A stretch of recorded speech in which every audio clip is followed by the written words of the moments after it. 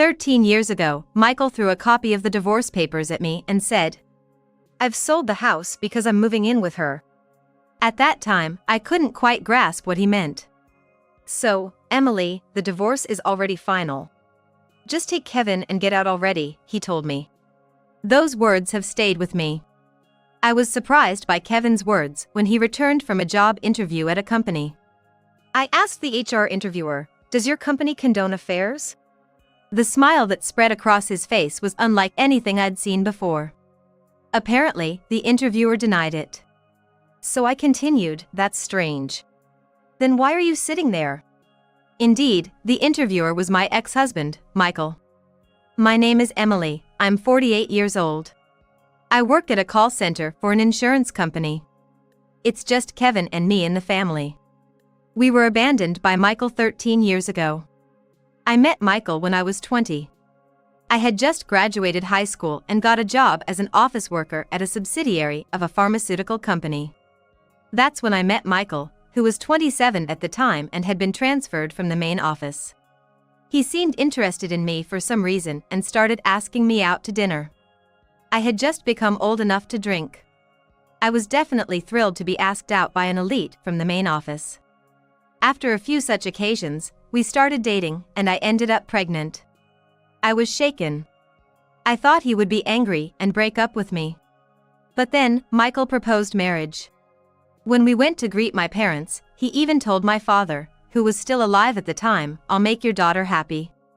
Back then, marriages due to pregnancy weren't seen very positively, so we had a simple ceremony. Eventually, our son Kevin was born. Michael returned to working at the main office, and I followed him, becoming a full-time homemaker. From then on, I devoted myself to taking care of the home.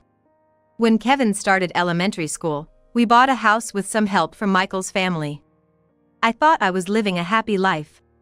But I was turning a blind eye to the fact that Michael was coming home less and less as Kevin grew older. Having married at the young age of 20, I had no idea what a normal married life was like. I didn't even question not knowing Michael's colleagues or superiors. In retrospect, there were plenty of signs leading to our divorce. And then, on Kevin's 14th birthday, Michael left us with these words: "I've already filed for divorce and sold the house, so get out." I went from a happy 35-year-old homemaker to a single mother with a 14-year-old son overnight. When I returned to my parents' home without any notice, my brother and his wife were cold to me. By that time, my father had passed away, and the house belonged to my brother and his wife. My mother, who was around 60 at the time, was overshadowed by my strong-willed sister-in-law and my blunt nieces. Amidst all this, Kevin and I were told, "You can stay for a bit, but find a job and move out soon." Back then, I couldn't think of any job I could do immediately. A high school graduate office worker with no special skills. But still, I had to make it work somehow for me and my son, Kevin. I devoured job listings, searching for something that would pay enough to support my growing boy and me. I was lucky, though. Kevin was 14. They say it's a tough age, but he had enough sense. Much better than a mother with a baby to care for. I jumped into a call center job at an insurance company. My experience in office work helped with handling phone calls. At first, I was a contract employee, but after a few years, I managed to become a full-time employee. It was an unknown world at first, and I was exhausted both mentally and physically. But as I continued working, I realized something. How little I knew when I got divorced. I was a high school grad, and my family wasn't highly educated. That wasn't everything, but my ignorance was one reason why I ended up in financial trouble after the divorce. It was a divorce caused by infidelity. I should have demanded alimony and child support from my husband, Michael, but the thought never occurred to me. My mother and brother were the same. Well, if my brother had cared even a little, he might have suggested something, anything, from his acquaintances, but he didn't. It was only after I joined the insurance company and learned new things that I realized I had been treated unfairly. But by then, too much time had passed. That's why I wanted Kevin to go as far in his education as he wished. Knowledge and wisdom can save you. I didn't want him to end up like me. Now, 13 years later, my job, salary, and life are stable. Kevin got into a prestigious science university and even made it to the doctoral program. As a mother, it was surprising. And he even said he'd manage the tuition himself. How, in the midst of his busy studies? He found some non-repayable scholarships and secured them for himself. I just had to sign the parent section. 4 years in university, 5 in grad school. He excelled and even got scouted by various companies. Like the saying goes, a bulk hen lays white eggs. Kevin's future must be bright. But sometimes, I'm reminded of that day. The day Michael left me. It still swirls darkly in my mind. It was so sudden. Michael came home, faced me and Kevin, and tossed a crumpled piece of paper at us. It was a copy of the divorce papers. I didn't remember signing them. But my name was written on it in handwriting similar to mine. When I asked what he meant, Michael said, "I've sold the house because I'm moving in with her." I couldn't understand what he meant. The divorce was completely out of the blue for me. "So, Emily, the divorce is already final. Just take Kevin and leave." He threatened not to be lenient if we didn't leave within 3 days. I was 35 at the time, having been just a homemaker for 14 years. I didn't know what to do and headed to my parents' house. Michael's voice still rings in my ears. Maybe I should forget it. After all, Kevin and I are living a fairly settled life now. It's not lingering attachment. It's frustration at my past helplessness and resentment towards Michael. Now I know I could do something about it. Then one lazy weekend, when I decided to sleep in, my phone's ringtone echoed. The number on the screen wasn't registered, so I decided to ignore it and went back to bed. But the call kept coming, breaking and resuming. Eventually, I heard a voice from the voicemail. It was my ex-mother-in-law. Repeating, "Please let me speak to your son." I wondered what she meant, but I decided not to answer directly. Later in the evening, Kevin returned home in a suit. When I mentioned the call, he burst into laughter, so she did come after all. He laughed so hard, shaking and banging on the table, tears in his eyes. "Kevin, what have you done?" "It's a job interview at the company today, right? I told you that, didn't I?" "Liar! Tell your mother the truth." "It's not exactly a lie," Kevin began, explaining what had happened that day. The interview was indeed a fact. He had been scouted by a pharmaceutical company he'd been in contact with for some time. But the problem was the company itself. The pharmaceutical company he mentioned was the same one where I used to work as an office clerk in a subsidiary. It's not a coincidence," Kevin said casually. "By the way, the HR manager who conducted the interview was Michael Smith." "What did you say?" "Funny thing is, this guy had no idea I was his son." "You realized it?" "Of course. After all, I didn't need such an interview in the first place." "Why?" "This company came scouting for me, so there was no need for an interview." "But as HR manager, he must have seen your resume, right?" "He must have. But my appearance has changed a lot since middle school, right? Hairstyle, vibe, all that." "Well, that's true." 13 years is a long time. Plus, I doubt he even remembered my face from back then. Now that he mentioned it, that was true. I had been so absorbed in my own thoughts, forgetting that Kevin had also become distant from Michael. More importantly, seeing my current address and academic background, even with the same name, he wouldn't realize I'm his son. That might be true. 13 years ago, in his second year of middle school, Kevin had been, at best, slightly above average in his class. But after our divorce and his transfer to a new school, he began studying unusually hard. His grades suddenly shot to the top. He went to a high school that matched his academic performance, maintaining nearly the top spot in the science classes. Then he attended a prestigious national university. Recommended by a professor in his third year, he went straight through 5 years of graduate school. From his master's to his doctorate, achieving significant accomplishments in complex fields that I didn't quite understand. The scouting was due to these achievements. desired by several companies in the chemical and physical sciences. In other words, I was the one choosing them. Kevin said nonchalantly. That's why I asked for the interview. I had researched and knew he was the HR manager. I was surprised at his initiative. But he didn't change his expression even when he saw me. The interview was standard. Except Kevin had more questions to ask. So I asked the interviewer, "Does your company condone infidelity?" His face then lit up with a smile I had never seen before. And what did he reply, this HR manager? "Of course, it's not ethically acceptable," he said. Hilarious, right? So I continued, "That's strange. Then why are you here?"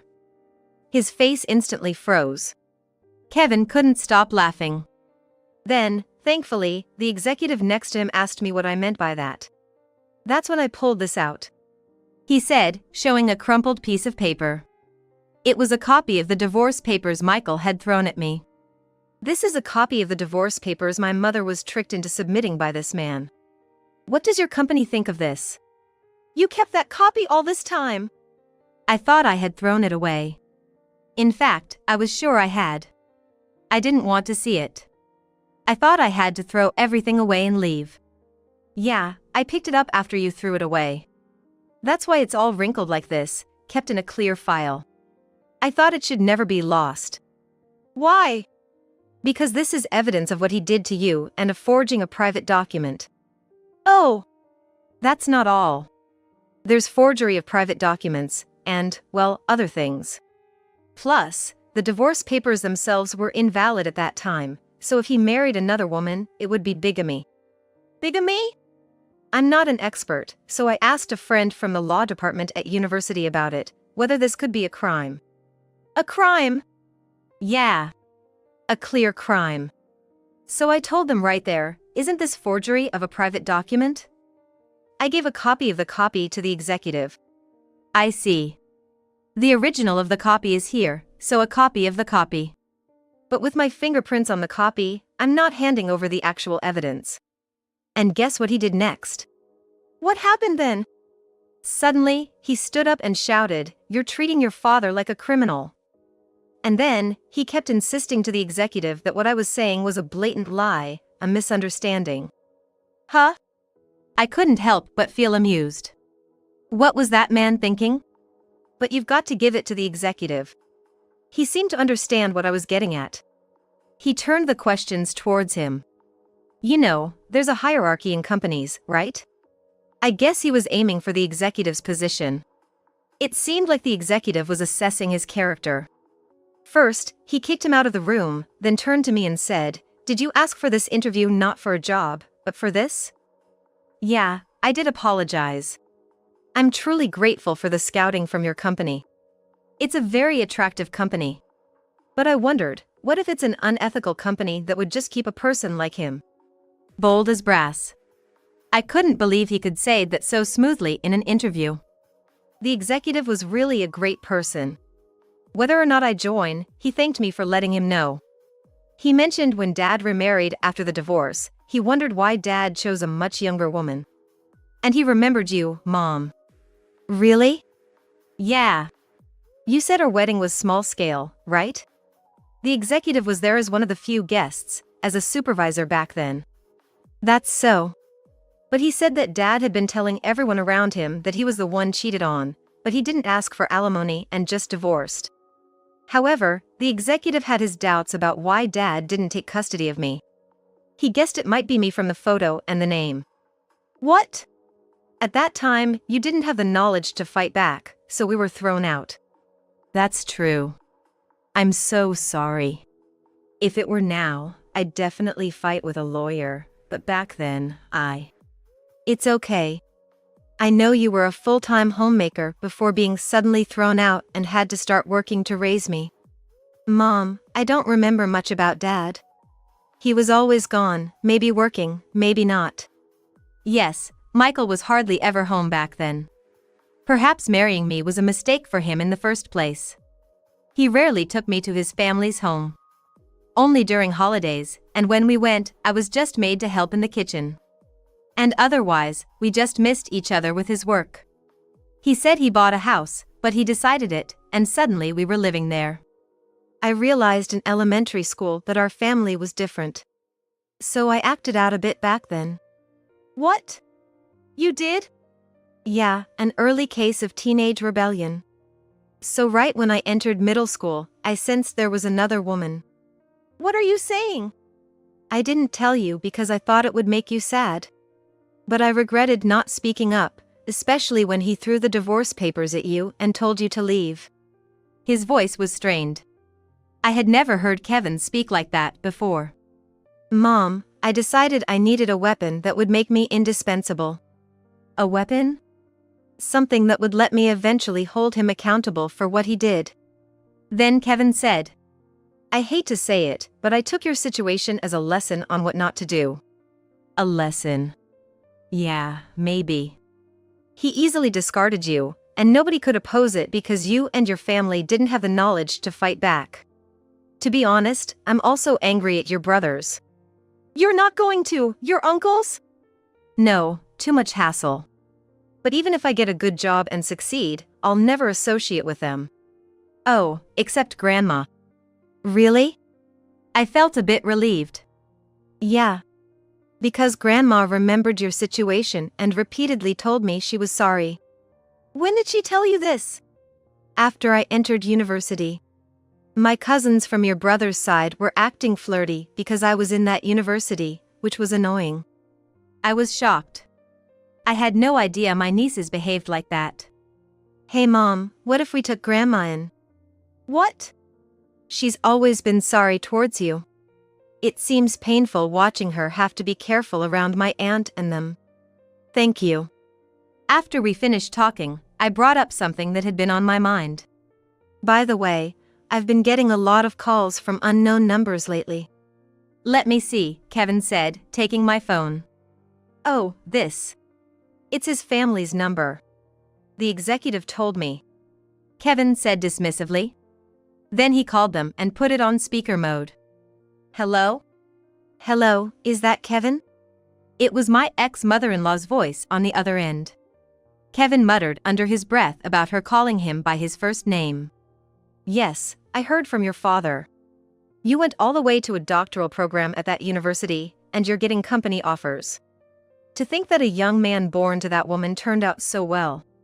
It must be thanks to our family's blood. Kevin muttered to himself again. Hey, would you like to be adopted into our family? You're gonna be busy and need money, right? Better than staying with that poor woman. Plus, you're old enough now, right? We can arrange a good marriage for you. How about it?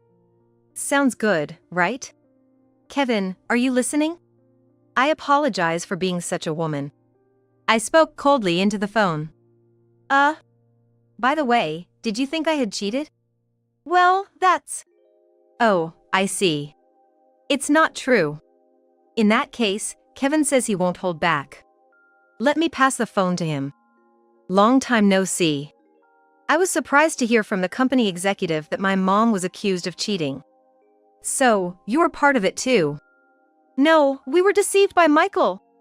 You're calling my mom that woman, but you realize you were complicit in a crime, right? What? Unfortunately, the statute of limitations has passed, but your son committed bigamy by forging divorce papers and remarrying. It's embarrassing that I'm related to such a person. Of course, I want nothing to do with his parents. Oh, and a lawyer will be contacting your son soon from me and my mom. You don't want the inheritance? When I die, it'll all go to you. Kevin snorted. I don't need that. You should worry about the alimony payments instead. He ended the call. Did I go too far? I shook my head vigorously. And laughter bubbled up from within. That's the spirit. If you're going this far, I need to step up too. Kevin patted my back with encouragement. After that, I got a lawyer through Kevin's friend and started working on an alimony claim. The usual statute of limitations for alimony claims due to infidelity is 3 years. But I learned here about something called an exclusion period. It's valid for 20 years from the act of infidelity. I found out about Michael's cheating 13 years ago. but never investigated who he remarried or the details. I couldn't bear to think about it and didn't have the capacity. But I looked into it again. Included in the alimony claim were the facts of him forging the divorce papers and then submitting a marriage registration, constituting forgery and bigamy. Although we couldn't pursue criminal charges due to the statute of limitations, it served as a weapon for the alimony claim. I claimed alimony from Michael and his current wife and 4 years of child support for Kevin. After that, my phone started ringing non-stop again. Bigamy? What have you told him? You're ruining me. You want to destroy my wife and kids too? I let you live comfortably for 14 years. Don't think this will end here. So I replied just once. Why not sell your house then? And then I changed my phone number. As a result of our double attack, Michael paid the alimony, was demoted from HR manager, and transferred to a far-off factory as an assistant manager. I heard this from the executive I met again. Apparently, his new position is akin to a nominal busybody, unable to defy the factory manager. Indeed, even with the statute of limitations, now that several of his crimes have come to light, his reputation has hit rock bottom. He was on the elite track in the company, but now it's over. The pharmaceutical company's factory is located far from the capital region. Michael had to sell his apartment and turn it into alimony for me as part of his transfer. That was the only way he could pay the amount we demanded. Moreover, his wife and children had to move with him. It seems she had no one else to rely on. She married him at 20, just like me, and had been a homemaker ever since, enjoying the status of a high-ranking husband's wife. That backfired. She wanted to stay in the capital region with her children, but that was impossible. Her parents' home is as rural as the place he was transferred to. Apparently, she's not well liked by her in-laws. But I have my doubts about the in-laws too. Given how they treated me, I'm not surprised, but marrying off their son to a 20-year-old bride twice should have been a sign for them to sort out their son. They should have advised their criminal son before cutting off their incompetent grandchildren. Well, that's probably why they cozied up to Kevin. Ah, here's a brilliant grandchild. But that's irrelevant to Kevin. By the way, I heard an interesting story. After settling the alimony issue, my lawyer shared this with me. Wow, that guy is really a city boy through and through. What do you mean? His new place of work requires a car. I clapped my hands in realization. He's over 50 and rushing to a driving school to desperately get a driver's license. Both he and his wife. His wife too? Without a car, they can't survive there. For things like taking kids to and from school, shopping. Also, in such rural areas, you won't get hired for part-time work without transportation. I laughed, realizing the situation. I have a driver's license. My mother insisted I get it, even lending me money for it. That was the right decision. Just hearing about them is hilarious.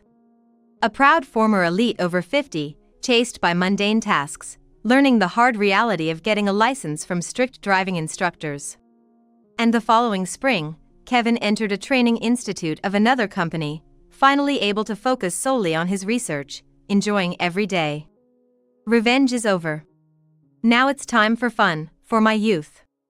Well, an early marriage isn't always good, right? My mother, who now lives with us, often muses. Exactly. Kevin, who never had time for a girlfriend, now has the chance to find someone right for him. With Kevin's employment, we moved to a slightly bigger place, roughly midway between our workplaces. For a while, the three of us want to peacefully enjoy these long-awaited days.